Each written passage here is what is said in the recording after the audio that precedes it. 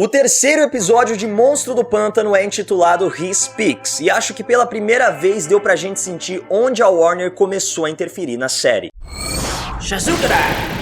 Como eu falei no vídeo anterior de Monstro do Pântano, originalmente a série teria 13 episódios, mas a Warner decidiu interferir nisso, em vez disso os 13 episódios tiveram de ser reeditados em 10 capítulos. E acho que esse terceiro episódio foi um dos que sofreu nessa alteração, já que a gente consegue perceber que a história tá bem mais corrida do que nos episódios anteriores, e até mesmo algumas cenas não têm ligação entre si, o que eu acho que acabou acontecendo justamente porque eles tiveram que tirar alguns momentos, alguns episódios tiveram que sair, e essa ligação seria feita de maneira mais natural entre os episódios, mas acabaram inserindo tudo nesse capítulo especificamente para que a história pudesse andar sem prejudicar a trama como um todo, sem prejudicar a história completa que eles queriam contar ao longo dessa primeira temporada. Mas enfim, antes da gente partir para análise desse episódio, vou pedir para você descer aqui, se inscrever no canal e clicar no sininho para ativar as notificações e não perder mais nenhum vídeo da Legião dos Heróis. O terceiro episódio de Monstro do Pântano começou com uma visão do Alec Holland. Seria uma visão, um pesadelo? O que realmente estava acontecendo naquela cena em que ele se encontra com o Monroe, o assassino do policial do segundo episódio, que acabou desmembrado pelo Monstro do Pântano no final do segundo capítulo? Então nessa cena a gente tem um confronto entre os dois personagens e que o Monroe diz que vai voltar e vai caçar o Monstro do Pântano, vai caçar o Alec. Eu acho muito interessante essa cena, não só pelos questionamentos que ela levanta, mas também porque tá trazendo de volta o próprio Alec Holland. Desde o primeiro capítulo em que ele desapareceu, em que ele se tornou o Monstro do Pântano, a gente falou, pô, foi muito cedo pra levar o cara, o personagem era carismático, o ator era interessante, dava pra gente ter um pouco mais de desenvolvimento entre ele e a Abby, mas a série tá encontrando uma maneira de trazer o Alec Holland de volta sem necessariamente destransformar o Monstro do Pântano. Então tô achando interessante essas soluções que eles estão criando, mas também essa cena é interessante pra gente levantar esses questionamentos. O que realmente tá acontecendo? O Monstro do Pântano tá sonhando? Isso tá acontecendo dentro do Monstro do Pântano? É uma consciência compartilhada da natureza? O que realmente significou essa cena? Bom, meio que já dando spoilers do que pode acontecer no próximo capítulo e o que eu acho que tá acontecendo, acredito que o assassino se transformou no avatar do preto. Assim como o Monstro do Pântano é o avatar do verde que representa a natureza, o Monroe pode ter se tornado o avatar do preto, que representa a decadência, representa a morte. Esses conceitos existem nos quadrinhos, o verde sendo representado ali pela natureza, pelo Monstro do Pântano, o preto, a decadência, a morte, o cinza, que são os fungos, são criaturas extraterrestres, e o vermelho, que é representado pelo homem animal. Então todas essas forças têm que se manter em equilíbrio. A partir do momento em que uma tenta subjugar as outras, existe um desequilíbrio nas forças da natureza, existe um desequilíbrio nas forças do universo e as outras têm que lutar de volta. Então acho, inclusive, que é isso que pode estar acontecendo na série e talvez seja essa a grande trama da primeira temporada. Então logo no começo, quando a gente vê a natureza atacando os humanos, quando a gente vê até mesmo essa doença que está sendo espalhada pelo pântano, pode ser que ela não esteja combatendo unicamente os humanos, como a gente é levado a acreditar nesse episódio, mas sim já lutando contra o preto, que pode estar tentando subjugar as outras forças. Então quando a Madame Xanadu também no episódio anterior diz que tem um desequilíbrio na ordem das coisas, ele tá solto, as coisas não estão certas, tem alguma coisa ali fora, e que a gente é levado a crer que pode ser o Monstro do Pântano, aqui a gente já começa a acreditar que pode ser, na verdade, o Monroe, pode ser a decadência, pode ser a morte, pode ser o avatar do preto, ou simplesmente a força da decadência da morte tentando subjugar as outras. Eu acho que é exatamente isso que tá acontecendo, e é por isso que a gente tem uma primeira manifestação física da morte ali quando o Monroe volta como um zumbi, com aquele corpo em putrefação, e por onde ele passa ele espalha a morte. Então por isso a gente vê esses insetos de decomposição, a gente vê aquele javali sendo consumido e ele atacando o caçador. Inclusive naquela cena, eu não sei se ele estava unicamente matando o caçador para espalhar mais morte, espalhar mais caos, ou se ele também estava transformando aquele caçador, e no futuro, agora que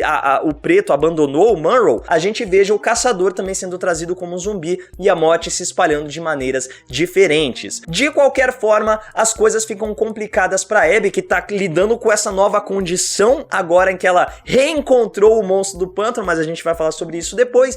mas se complicam também no hospital, quando a gente vê que ela foi substituída, né? Uma nova equipe do Centro de Controle de Doenças assumiu a frente do hospital de Murray, porque não estavam gostando dos resultados que ela estava gerando ali no hospital, e até que faz sentido, porque a mina passava mais tempo no pântano do que no hospital. E outra coisa que me deixa muito bolado é que ela o tempo todo fala: galera, todo mundo usa máscara, todo mundo usa luva, usa avental aí, porque eu não quero ninguém ficando doente na minha ronda não. E a primeira coisa que ela faz quando vai conversar com os pacientes é tirar a máscara, inclusive quando vai conversar com o amigo dela lá que também ficou doente, e a doença começa a se espalhar ainda mais rapidamente pela população de Murray. Mas também achei legal que, como ela teve esse contato com o monstro do pântano, como ele falou que na verdade a natureza poderia estar apenas lutando de volta, ela percebe que talvez o melhor tratamento seja com imunossupressores, ou seja, o nosso corpo não vai resistir à natureza, e com isso o vírus, a natureza dentro do corpo dos pacientes infectados começa a perceber que, essa pessoa não tá lutando, eu não vou lutar de volta, então a gente consegue se manter em equilíbrio. É bem viajado?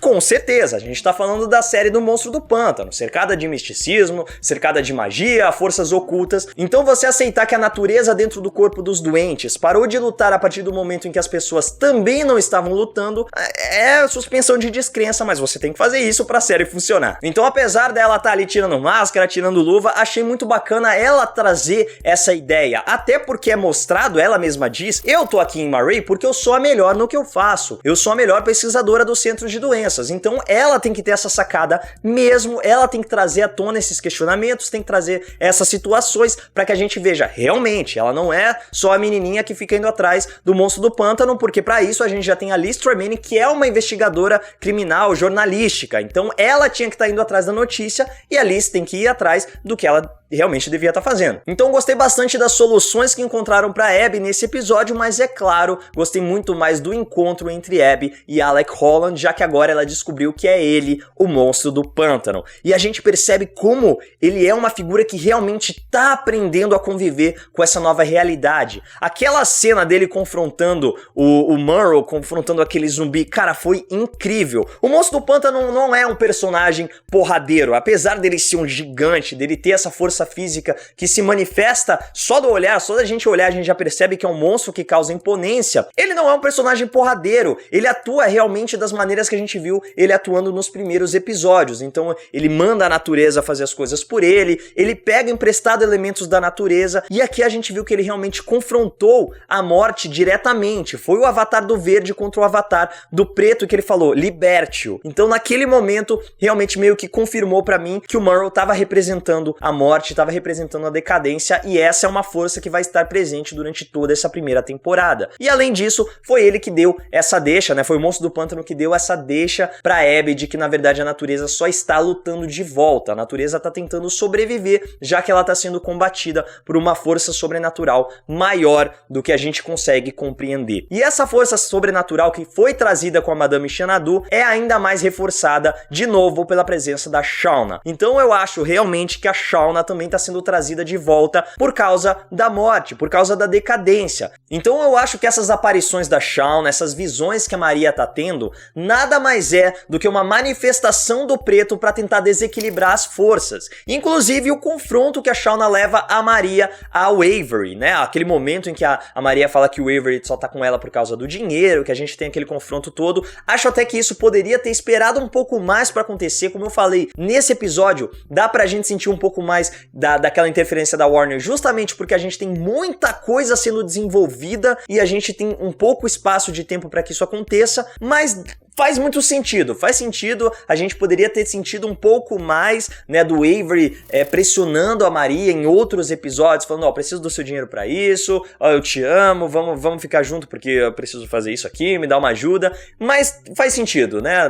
Poderia até ficar um pouco mais arrastado caso eles trouxessem isso mais pra frente. Mas enfim, talvez até mesmo esse confronto entre os dois seja justamente uma forma da morte conseguir fazer com que as coisas aconteçam, que as coisas sigam o caminho que ela já tem traçado. E essa cena, como várias outras nesse episódio, trazem à tona também uma coisa que eu já comentei nos outros capítulos, que foi a presença da cidade como um personagem. A gente tem, é claro, o núcleo principal, que é a Abby, que é o Alec, toda a questão do monstro do pântano, mas tudo que acontece na cidade de Marray é muito, muito rico. Então a relação do Avery com a Maria, que ela é, na verdade, já uma relação conturbada, porque o Avery parece ter tido um relacionamento com a Lucilia Cable antes de tudo isso acontecer, mas deixou a Lucilia justamente por causa do dinheiro da Maria. A partir do momento em que a Maria, claro, vai ficar muito triste por causa da perda da filha, o Avery volta pra Lucilia e eles têm esse relacionamento que fica indo e vindo de acordo com a personalidade, de acordo com o ânimo da Maria. Até mesmo quando a Lucilia comenta, mas ela tá em casa, então dá pra ver que rolam outras visitas ali quando a Maria não tá em casa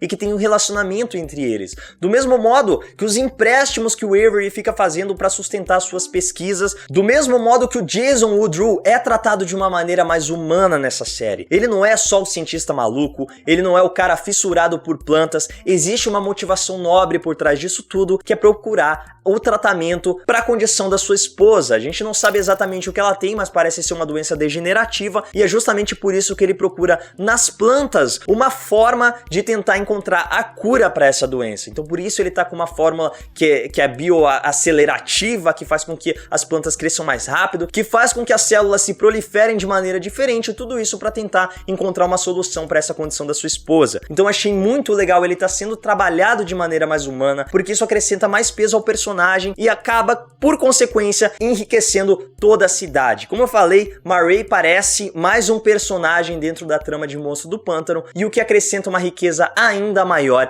é a presença da Madame Xanadu, que confronta o Daniel Cassidy no final do episódio, que é o demônio azul nos quadrinhos. Ele apareceu no episódio anterior, eu não cheguei a comentar, shame on me. A gente percebe que ele não tá ali unicamente porque ele queria estar, porque ele foi parar em Marray por questões pessoais. Ele tá cumprindo uma missão que a Madame Xanadu também está envolvida. E aí? Pra que é essa missão? A que lado eles estão defendendo? Eles estão do lado do verde? Eles estão do lado do preto? Existe algum outro lado pelo qual eles estão lutando? E a Xanadu também traz esse questionamento da Abby. Ela fala Abby Arcane?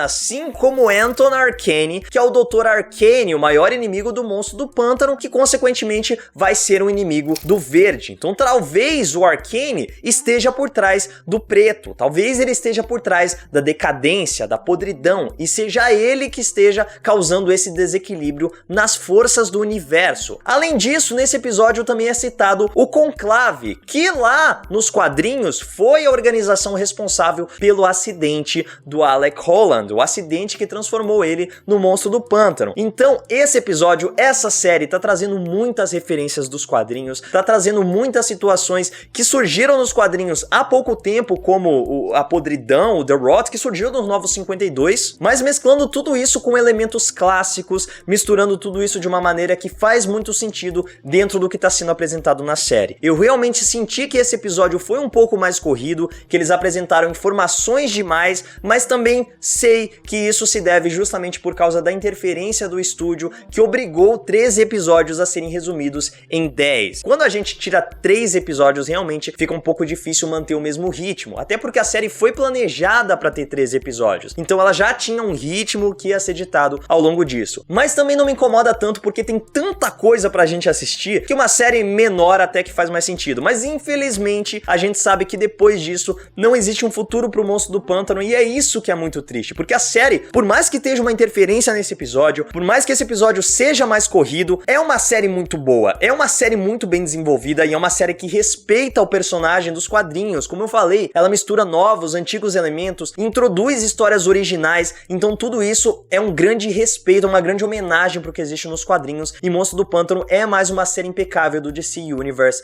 pra mim. No final desse episódio a gente também teve o Avery assassinando o cara lá do banco, o cara lá dos empréstimos, e pela reação dele parece que essa não foi a primeira vez em que ele cometeu um assassinato. Será que era ele que tava lá no barco quando atirou no Alec Holland, que foi o responsável pelo surgimento do Monstro do Pântano? Inclusive o barco que a namorada da Liz encontrou no pântano, encontrou os restos ali. Então talvez a gente tenha um pouco mais de desenvolvimento nisso, um pouco mais de investigações sendo trazidas na série. Não sei, vamos ver o que vai acontecer aí nos próximos capítulos. Adorei esse terceiro episódio, espero que o quarto seja tão bom quanto esse, que por mais que a gente tenha essas alterações, ainda assim a gente consiga ver a história sendo trazida do modo que os produtores, que os diretores, que James Wan queria contar essa história pra gente. Mas comenta aí embaixo o que você achou do terceiro episódio de Monstro do Pântano e o que você tá achando da série no geral. Não se esquece de seguir a Legião dos Heróis nas nossas redes sociais e me segue lá no Instagram também, Maidana LH. É isso, Legionários, e que a força esteja